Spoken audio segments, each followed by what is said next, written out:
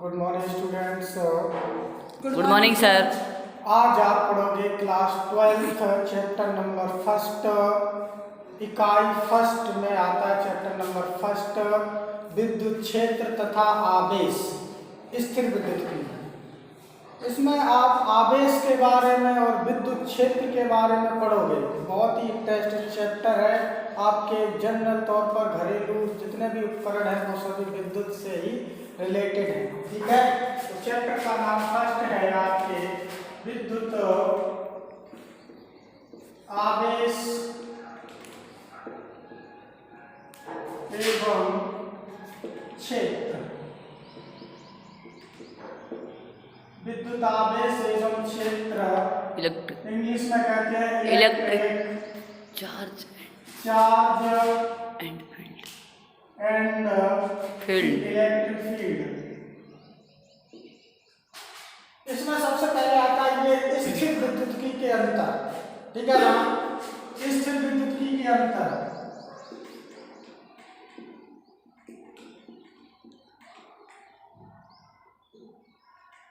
स्थिर विद्युत्की क्या है? भौतिक विज्ञान की वह शाखा जिसमें स्थिर यानी विराम अवस्था में रुका हुआ आवेश के गुणों तथा घटनाओं के बारे में अध्ययन किया जाता है, उसे हम स्थिर विद्युत्की कहते हैं। जैसे भौतिक विज्ञान की वह शाखा, भौतिक विज्ञान की दो बार सर, वह शाखा सर विज्ञान डबल है जिसके अंतर्गत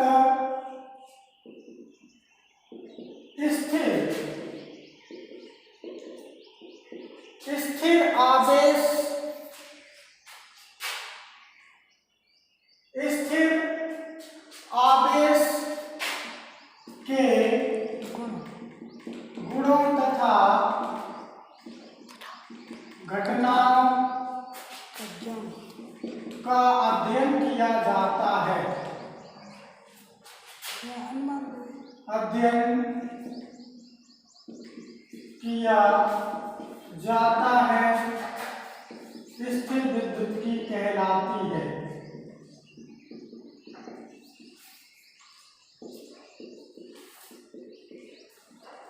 स्थिर विद्युत्की कहलाती है। ठीक है ना, भौतिक विज्ञान की वह शाखा जिसके अंतर्गत स्थिर आवेश के गुणों तथा घटनाओं का अध्ययन किया जाता है, उसे हम स्थिर विद्युत्की कहते हैं। सबसे पहले इसका हेड लिखो आवेश। क्या लिखोगे? विद्युत आवेश। विद्युत आवेश क्या है?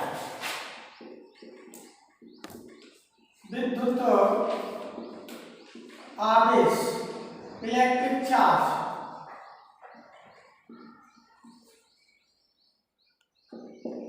आवेश क्या है?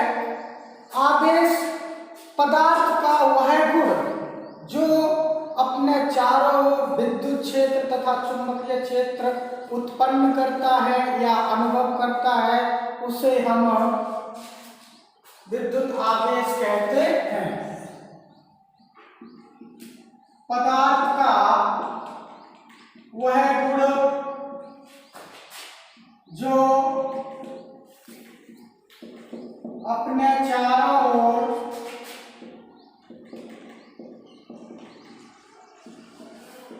विद्युत क्षेत्र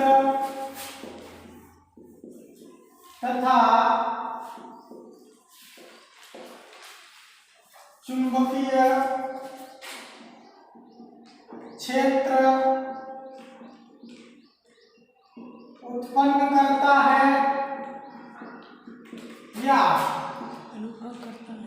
अनुभव करता है, विद्युत आवेश कहलाता है।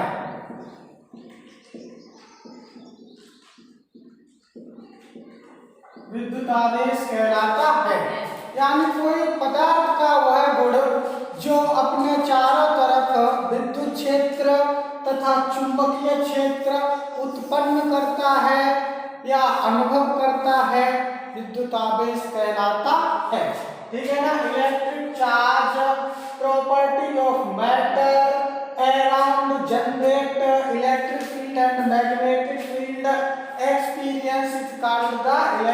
चार्ज, ठीक है ना। इसकी प्रॉपर्टी है मैटर की क्या प्रॉपर्टी, चार्ज की कंडीशन, 3 कंडीशन है वो बहुत ही ज्यादा इंपॉर्टेंट है, हर किसी ना किसी एग्जाम में पूछी जाती है। वो कंडीशन देखो, स्थिति फर्स्ट, स्थिति कंडीशन फर्स्ट, जब चार्ज स्थिर अवस्था में है, कैसे विराम अवस्था में, तो वह अपने चारों तरफ केवल विद्युत क्षेत्र उत्पन्न करता है। बहुत इंपॉर्टेंट कंडीशन है, जब आवेश स्थिर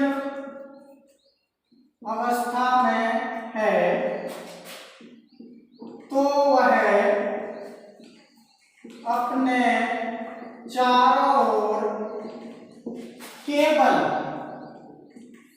ओनली विद्युत क्षेत्र उत्पन्न करता है, ठीक है। चार्ज किस अवस्था में, रेस्ट मोशन में है, चार्ज रेस्ट मोशन में है तो वह अराउंड ओनली इलेक्ट्रिक फील्ड ही जनरेट करेगा। सेकंड कंडीशन है स्थिति सेकंड, जब आवेश नियत वेग से गतिमान है या गतिशील है तो वह अपने चारों ओर विद्युत क्षेत्र तथा चुंबकीय क्षेत्र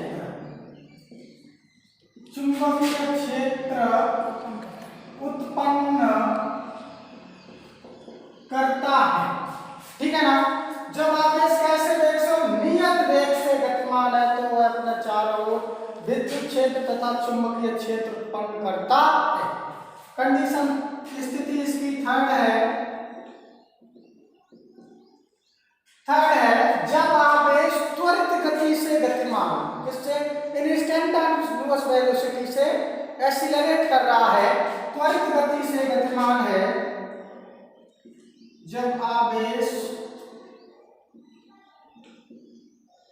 त्वरित गति से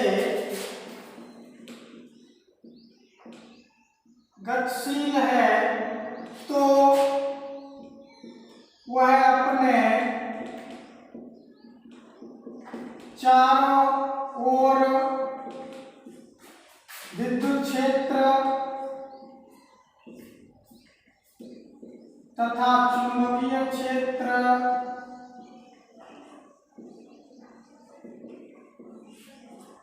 के साथ साथ विद्युत चुंबकीय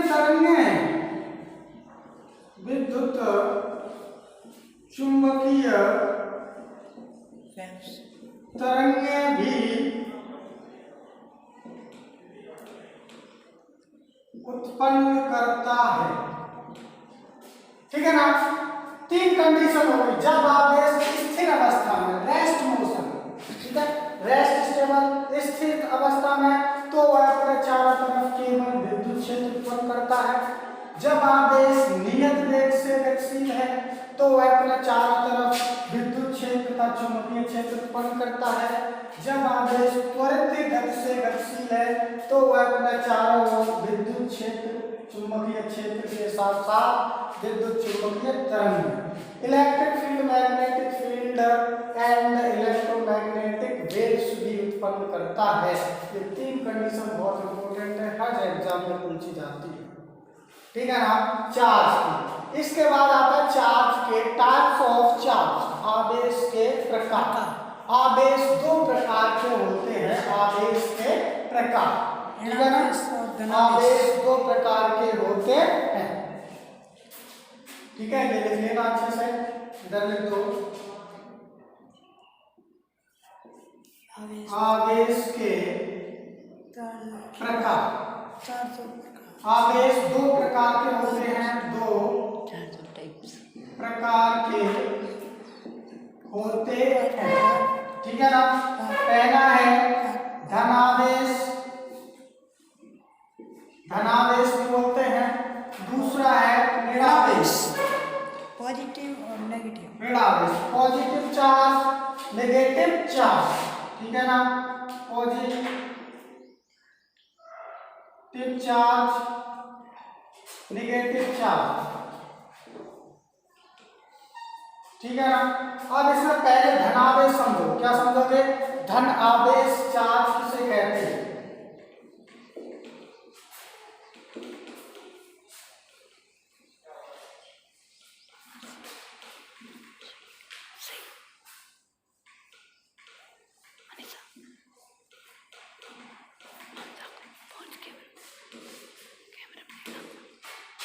पहली हमें लिखोगे धनावेश। धनावेश भी लिख सकते हो, धनावेश लिख सकते हो। ठीक है ना। ऐसे भी लिख सकते हो धनावेश। ठीक है ना। धनावेश क्या होता है आप जानते हो। परमाणु कैसा होता है? उदासीन होता है। कैसा होता? उदासीन। उदासीन का मतलब होता है कि उस पर इलेक्ट्रॉन और प्रोटॉन दोनों की संख्या कैसे है? समान है। ठीक है ना। तो जब कोई परमाणु धन आवेश या ऋण आवेश बनने के लिए कौन उत्तरदायी होगा? जैसे ये परमाणु है आपकी, ये इसमें ये प्लस प्लस है, ये क्या है? नाभिक। नाभिक है ना। ये क्या है? नाभिक पर प्लस आवेश। इसके नाभिक के चारों ओर जो कक्षा होती है उसमें इलेक्ट्रॉन चक्कर लगाता है। तो धन आवेश ऋण आवेश के लिए कौन उत्तरदायी होता है? इलेक्ट्रॉन होता है। क्योंकि इलेक्ट्रॉन ही इस पदार्थ से दूसरे पदार्थ में जा सकता है, परमाणु से, या दूसरे से इस परमाणु में आ सकता है। ये बहुत इंपॉर्टेंट पॉइंट है कि ऋण आवेश धन आवेश के लिए कौन उत्तरदायी होता है? तो कौन होता है? इलेक्ट्रॉन उत्तरदायी होता है, ना कि प्रोटॉन। क्योंकि प्रोटॉन यहाँ से निकालने में हमें बहुत ज्यादा बल की आवश्यकता पड़ेगी, जो कि पॉसिबल नहीं है। तो इसलिए हम लिखेंगे धन आवेश क्या होता है? जब कोई परमाणु अपने बाह्यतम कोश से इलेक्ट्रॉन का त्याग करता है। अब जैसे ये बाह्यतम कोश है प्लस ये इधर ही से बाह्यतम कोश से इलेक्ट्रॉन का त्याग करेगा। क्या करेगा? बाह्यतम कोश से इलेक्ट्रॉन का त्याग करेगा। तो आप क्या लिखोगे? जब कोई परमाणु अपने बाह्यतम कोश से इलेक्ट्रॉन का त्याग करता है तो धनावेश बनता है। जब कोई परमाणु अपने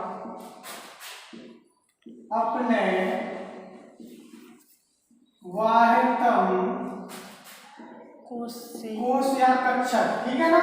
जब कोई परमाणु अपने बाह्यतम कोश से इलेक्ट्रॉन का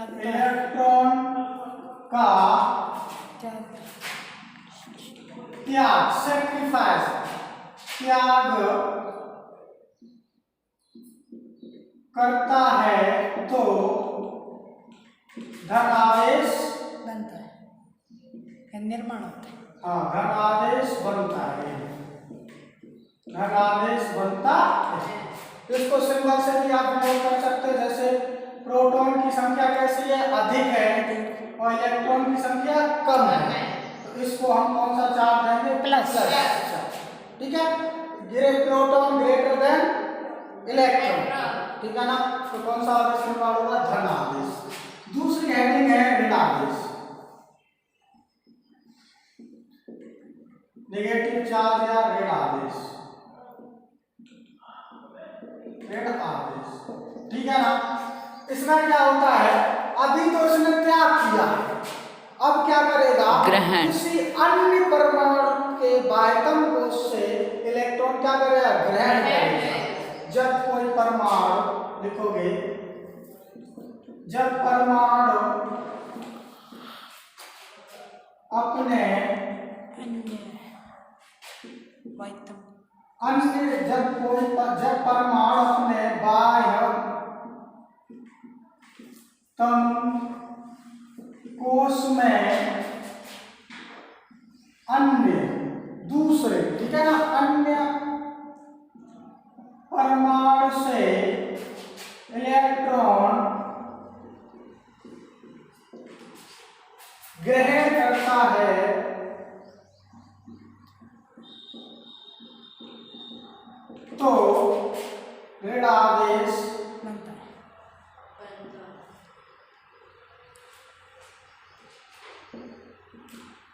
ऋण आवेश बनता है।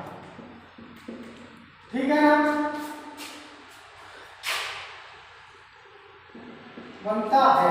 इसको जैसे इसका P is less than electron, इसका मतलब क्या, इलेक्ट्रॉनों की संख्या अधिक है, तो इसलिए इसे कैसे बनेगा, ऋण आवेश।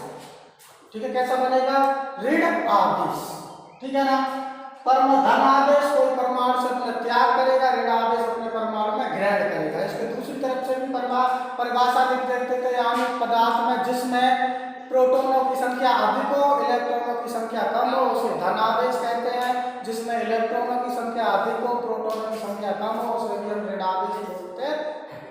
ठीक है ना, अब इसके बाद पदार्थ कौन कौन से, इसलिए धन आवेश या ऋण आवेश के लिए नोट करने लायक लिख सकते हो आप,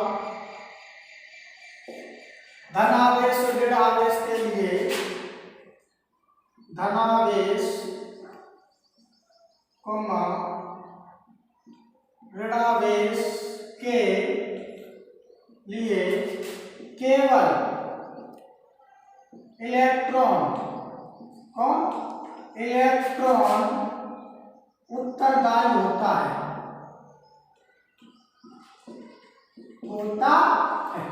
प्रोटॉन नहीं होता, ओनली इलेक्ट्रॉन। ठीक है ना, क्योंकि परमाणु के आयतन कोश में इलेक्ट्रॉन ही चक्कर लगाते हैं इसलिए। ठीक है ना, अब देखो धन आवेश ऋण आवेश के कुछ, जैसे हम कांच की छड़ को रेशमी वस्त्र से, धनावेश क्या है आपके, धनावेश पदार्थ और ऋणावेश पदार्थ, यहाँ कांच की छड़,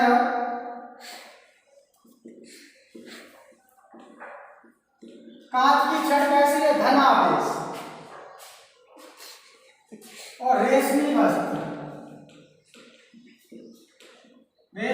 कैसा, ऋणावेश।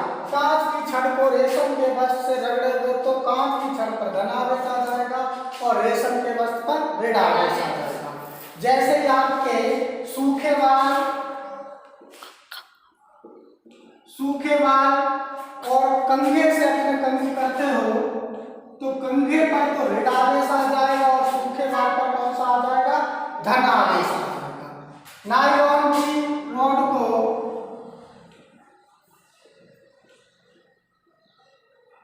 और रबड़ आपस में रगड़ोगे तो नायलॉन पर तो प्लस और रबड़ पर कैसा आ जाएगा, ऋण आवेश उत्पन्न हो जाता है। ठीक है ना, ये पदार्थ है, इन पर आप समान आवेश नोट और लिखोगे। धन आवेश यानी समान प्रकार के आवेश एक दूसरे को क्या करते हैं, प्रतिकर्षित करते हैं, जबकि विपरीत प्रकार के आवेश एक दूसरे को आकर्षित करते हैं। आप जब भी प्लस प्लस को मिलाओगे तो वहां से चिंगारी छूटेगी। ठीक है ना, प्लस प्लस को मिलाओगे तो क्या छूटेगी, चिंगारी छूटेगी, और माइनस प्लस को मिलाओगे तो क्या छूटेगी, तो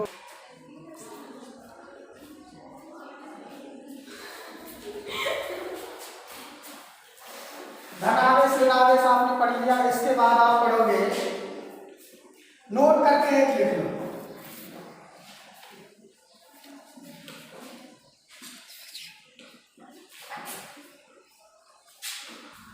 नोट करके लिखोगे, समान प्रकार के आवेश जैसे plus comma plus, minus comma minus, एक दूसरे को प्रतिकर्षित करते हैं, जबकि विपरीत प्रकार के आवेश जैसे प्लस कॉमा माइनस एक दूसरे को आकर्षित करते हैं। ठीक है ना, आकर्षित में हाँ, प्लस माइनस क्या करें, एक दूसरे को आकर्षित करेंगे। ठीक है ना। अपने अपने सामने खींचो। अपना हाँ आकर्षित प्रतिकर्ष सामने विपरीत। हाँ प्लस प्लस एक दूसरे को क्या करें प्रतिकर्ष दूर दूर दूर माइनस माइनस एक दूसरे दूर दूर प्लस माइनस एक दूसरे को आकर्षित करेंगे। ठीक है ना। अब आवेश का मात्रक देख लीजिए। आवेश का मात्रक क्या होता है इसका SI पद्धति में मात्रक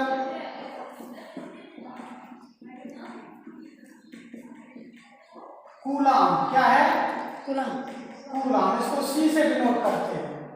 MKS पद्धति में मात्रक एम्पियर इनटू घंटा।